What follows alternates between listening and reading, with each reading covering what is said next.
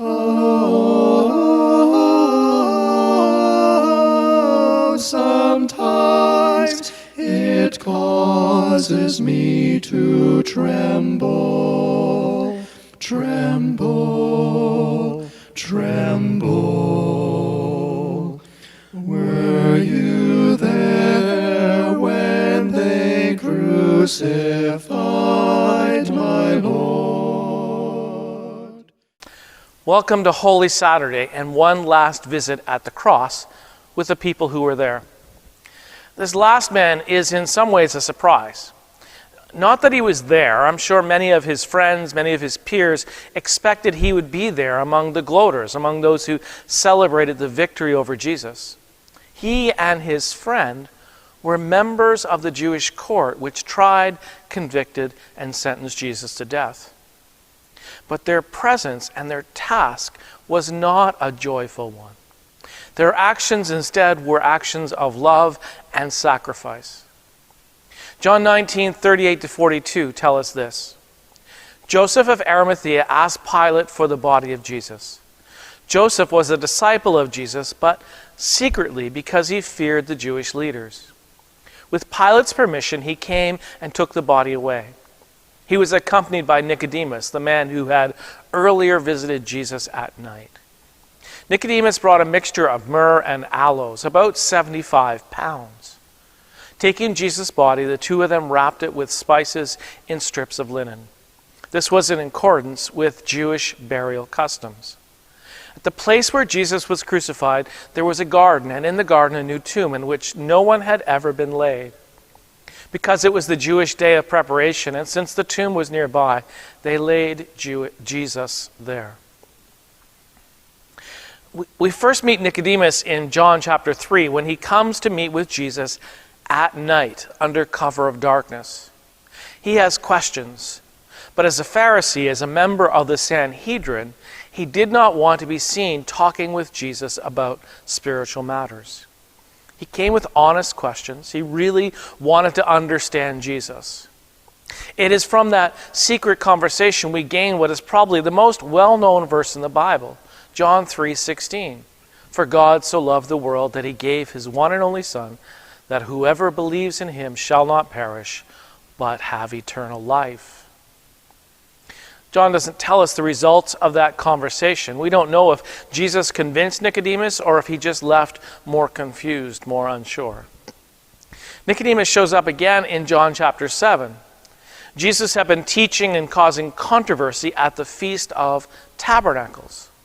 The Sanhedrin dispatched a group of temple guards to go and arrest Jesus. But they come back empty-handed. They said, "We've never heard a teacher like this." This frustrated the leaders of the Sanhedrin. They couldn't understand how even their own guards were being fooled and bewitched by this backwoods preacher. Nicodemus, not yet, at least not publicly a follower of Jesus, simply asked this question: Shouldn't we hear him out before we condemn him? Nicodemus is quickly rebuked. What are you, a Galilean too?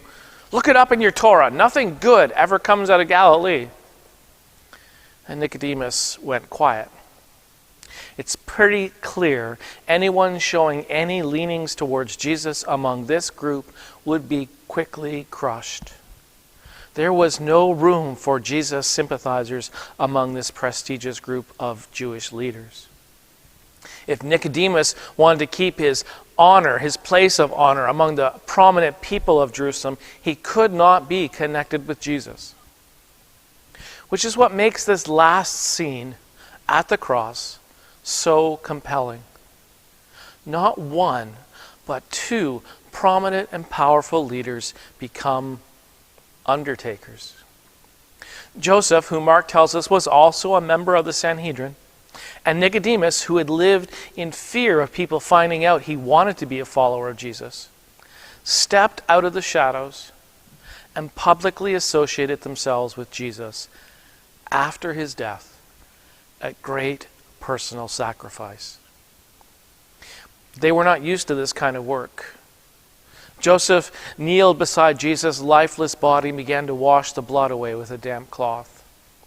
Nicodemus unrolled the linen sheet and covered it with burial spices to lay Jesus in. 75 pounds was not an inexpensive gift. They carried the body to Joseph's own newly chiseled out tomb. Having touched a dead body, neither would be allowed to participate in the Passover festivities the next day. This was an incredibly risky thing for these men to do. The high society of Jerusalem would not look kindly on two of their own leaders tending to the body of a radical. Most of them would have expected that Jesus would be thrown into a mass grave of paupers and criminals. But for Nicodemus and Joseph, the choice was clear. They would rather live at peace with their souls than save their own skin. So they carried the body slowly, carefully, to the unused tomb, and they revealed to the world where their true hearts lie. It's a bit ironic that the burial of Jesus should be conducted not by any of those 12 disciples who had boasted they would never leave or betray him. Instead, it is done by two members of the Sanhedrin, two representatives of the religious elite who had killed the Christ. Their faith and their commitment to Jesus become clear when it is the most unpopular, the most dangerous. They became public disciples when the personal risk was the greatest. They used what they had to glorify God and to follow Jesus regardless of the consequences, regardless of who would oppose them. And so at the cross, they became examples for all of us of genuine discipleship, of what it means to do the right thing no matter what, and what it means to be fearless followers of Christ. Were you there when they crucified my Lord?